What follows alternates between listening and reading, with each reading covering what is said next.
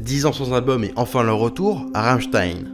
Avec leur dernier single Deutschland, son clip absolument monstrueux et bien évidemment les polémiques autour du groupe qui ressortent à la moindre occasion, on peut dire que sur ce coup, le groupe a fait très fort. Oui, pas de panique, vous êtes toujours sur une chaîne d'histoire et justement on va s'intéresser à leur dernier clip parce qu'il est bourré de références historiques et justement on va se pencher là-dessus. Et des références historiques là-dedans, il y en a un paquet. Alors, 1, 2, 3, c'est parti.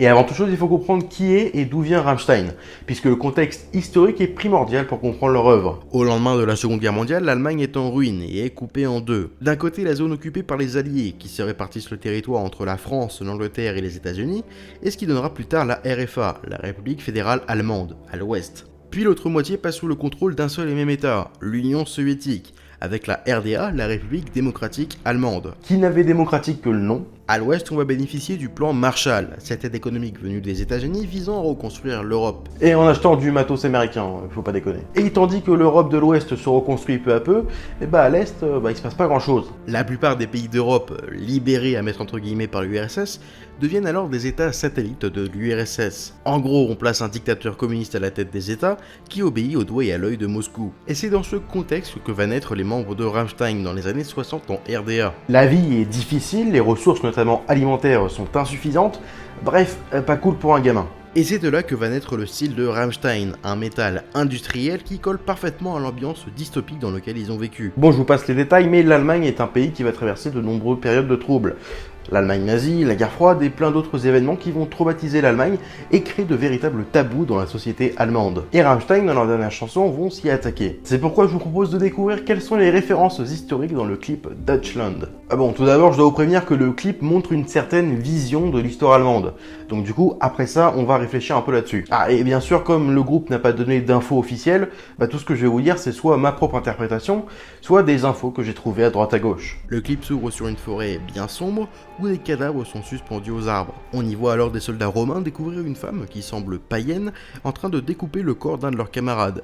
De là, on nous laisse suggérer un affrontement. Cette partie semble évoquer la bataille de Teutoburg. En effet, pendant l'Antiquité, l'Empire romain va conquérir tout le bassin méditerranéen pour ensuite s'expandre vers le nord. Bon, si vous êtes français, on connaît tous à peu près les Gaulois, les Romains, Vercingétorix, tout ça, mais il faut savoir aussi que l'Empire romain s'est aventuré dans les terres des tribus germaniques. Bon, et puis tribus germaniques, c'est un peu flou, c'est un peu comme Gaulois. C'est un nom générique que les Romains ont donné pour classifier toutes les tribus qui vivaient dans une certaine région. Et de tous les raids que vont mener les Romains sur ces terres, une bataille est restée dans l'histoire. Appelée catastrophe de Varus par les historiens romains de l'époque, cette bataille montre l'une des toutes premières fois où les tribus germaniques se sont unies pour repousser les Romains.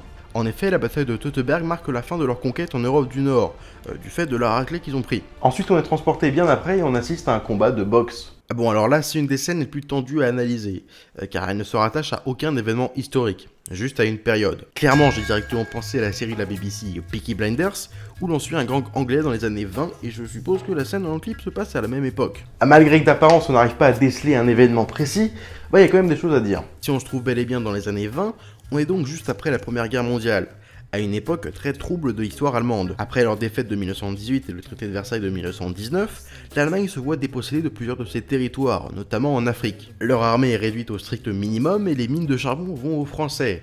Ce manque de ressources conduit à un appauvrissement de la population allemande. De nombreuses révoltes vont avoir lieu un peu partout en Allemagne dans ces années-là, les affrontements en 1919 dans les rues de Berlin entre la police et les révolutionnaires spartakistes, la création en 1901 du NSDAP, le parti nazi, ou encore les associations d'anciens combattants de la Grande Guerre, qui se sentent oubliés. Bref, pour moi cette période de trouble et de violence, elle est symbolisée par ce combat clandestin. Ensuite, on a rapidement un plan du groupe avec en fond un dirigeable qui brûle. C'est là une référence à la catastrophe du Bref, le Zeppelin. C'était le plus gros Zeppelin de son époque, qui reliait l'Europe à l'Amérique. Mais un jour, un incendie se déclare, et comme les Zeppelins étaient à l'époque particulièrement inflammables, le truc s'est embrasé très rapidement. Par contre, pour la scène suivante, j'ai rien trouvé. On les voit en prison, il y a une sorte de révolte, et de l'argent tombe depuis les balcons. Et même avec la tenue, j'arrive pas à identifier la période. Ils sont habillés style années 30, mais les policiers, eux, semblent venir d'aujourd'hui. J'en sais rien. Ah, et entre-temps, on a un groupe de moines entourés de souris, puis on voit ces mêmes moines manger de la choucroute. Même si en fait, c'est sûrement pour montrer du cannibalisme. Bon, là, j'ai deux interprétations possibles. Alors tout d'abord, il y a la plus évidente, ça se passe pendant la peste noire. C'est une période où il y a eu une grande épidémie de peste qui va ravager toute l'Europe au XIVe siècle. À ce moment-là, on pensait que c'était la fin du monde, on compte des millions de morts, bref, une période traumatisante pour toute l'Europe, et donc par conséquent l'Allemagne. Mais j'ai aussi trouvé autre chose. Et il se pourrait que cette scène fasse référence à la guerre de 30 ans, entre 1618 et 1648, pendant laquelle les royaumes d'Europe vont s'entre-déchirer. Et ce qui peut nous amener à penser que la scène se passe à ce moment-là, c'est déjà qu'il y a eu une épidémie de peste pendant cette guerre. Et en Allemagne notamment, une famille s'était installée, et on y a même recensé des cas de cannibalisme. Une autre scène très intéressante, c'est celle du bureau. On reconnaît le symbole de la RDA et cette scène a son importance rappelant que les membres du groupe y ont grandi. On y voit notamment les liens étroits qu'avait la RDA avec l'Union soviétique, avec des femmes en chapka, ou encore un cosmonaute rappelant Yuri Gagarin, le premier homme dans l'espace. Et enfin, la scène que tout le monde attend, celle qui a alimenté bon nombre de polémiques, sûrement alimentées par des gens qui n'ont même pas vu le clip, la scène du camp de concentration. On y voit des fusées V2. Le lien avec les V2, c'est qu'elles étaient construites par des prisonniers au camp de concentration de Dora. Rien à voir avec l'exploratrice. Est-ce que je viens de faire un lien entre Dora l'exploratrice et un camp de concentration? Bah oui. Ensuite, on voit 4 membres du groupe sur la potence sur le point d'être pendus. En tenue de prisonniers de camp de concentration, chacun marqué par une étiquette. On reconnaît l'étoile jaune pour les juifs, mais il en existait d'autres pour d'autres crimes. De gauche à droite, le triangle rose pour les homosexuels, l'étoile jaune pour les juifs, le triangle rouge pour les communistes, et enfin le dernier pour les malades mentaux. Et à droite le panneau Fotografieren Verboten, soit photo interdite, pour rappeler le fait que les nazis ont par tous les moyens tenté de cacher les preuves de leurs crimes à la fin de la guerre. Et vers la fin on a une scène de soulèvement, avec des jets de cocktails Molotov, des policiers anti-émeutes, etc. Mais pas de gilets jaunes. Ici, c'est sûrement le 1er mai 1987 à Kreuzberg, un quartier de Berlin où pour fêter la fête du travail, des groupes de gauche et d'extrême gauche se réunissent pour une manifestation, sauf que cette fois-ci, ça a tourné à la violence. Ah tiens, Karl Marx. Puis ensuite on a cette scène où il y a plusieurs personnages d'époques différentes qui se réunissent, et tous autour d'un bûcher. Alors pour ceux de l'époque médiévale, c'est sûrement des bûchers pour cramer des hérétiques, mais pour les Allemands côté nazi, ça a une autre signification. C'est là une référence aux nombreuses autodafés qui ont eu lieu en Allemagne en 1933. Alors ça avait été organisé par l'association allemande des étudiants nazis, et en gros ils se sont tous réunis le soir pour brûler des livres d'auteurs juifs, communistes ou encore homosexuels. Alors ces actions vont se dérouler sur plusieurs semaines, mais le point culminant de tout ça se passe le 10 mai 1933. On compte 21 autodafés dans plusieurs villes allemandes. Alors ça c'était pour les images. Après il y a les paroles. Bon, je vous cache pas qu'à la base j'avais pas trop envie de parler des paroles, mais il y a un petit truc qui m'intéresse. Il est répété plusieurs fois, Deutschland, Deutschland, über alles. Alors bon, déjà c'est mon accent qui est pourri, mais ça veut dire surtout Allemagne, Allemagne par-dessus tout. C'est l'ancien hymne allemand, créé en 1871 après la victoire contre la France et la création de l'Empire allemand, puis adopté en tant qu'hymne national en 1922. Avec des paroles très nationalistes, et ça a été beaucoup utilisé pendant la période hitlérienne, après la guerre on a décidé de changer les paroles de l'hymne. Et après ça on a une interprétation du futur de l'Allemagne, avec des sortes d'astronautes qui redécouvrent des vestiges de l'Allemagne, mais là on sort du contexte historique. Tout le long du clip il y a certainement un détail qui en a choqué plus d'un. Cette femme noire. Déjà cette femme représente Germania. Bon, alors je vais vulgariser un peu, mais c'est l'équivalent de notre Marianne. Alors, est-ce que c'est pour dénoncer le racisme et alors pour choquer, parce que je rappelle que Rammstein, le fait de choquer, c'est un peu leur marque de fabrique. Est-ce que du coup ils mettent une femme noire pour un peu choquer les gens? Ou bien est-ce tout l'inverse? Est-ce que ça dénonce les problèmes migratoires que rencontre l'Allemagne actuellement, le multiculturalisme, etc. Sachant que la chanson tourne beaucoup autour d'une disparition de l'identité allemande. Mais là on tourne dans le politique, et vous savez que j'ai pas trop envie de faire ça. Alors sous un prisme totalement apolitique et focusé uniquement sur le contexte historique, j'ai quand même trouvé quelque chose. À Magdebourg, au beau milieu de l'Allemagne, se trouve la cathédrale de Magdebourg. Construite au XIIIe siècle, elle illustre parfaitement la beauté des édifices gothiques de l'époque.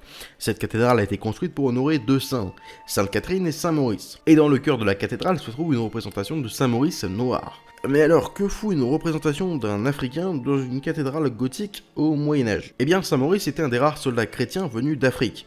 On est alors au IVe siècle et Saint Maurice rejoint les ordres de l'empereur romain Dioclétien. Il vient d'Égypte et c'était pendant la période dite de la persécution de Dioclétien, un moment dans l'histoire où les chrétiens étaient pourchassés. Le christianisme était encore récent et beaucoup n'acceptaient pas encore qu'un empereur romain soit chrétien. Je pourrais encore m'attarder des heures sur ce récit, mais la plupart des choses que l'on connaît relèvent plutôt de la légende. Saint Maurice est mort en martyr, ce qui va faire de lui un saint, et son histoire va se répandre dans tout le monde chrétien et devenir une légende. Et aujourd'hui encore, il est un peu partout. Il est le saint patron de nombreuses régions de France et d'Allemagne, notamment Budérich, la Savoie, la Sardaigne et sans doute la plus connue, la Corse. En effet, on raconte qu'après avoir été tué par les Romains, Saint Maurice fut décapité, et sa tête devint la fameuse tête de mort. Mort, Maurice, que l'on retrouve notamment sur le drapeau corse.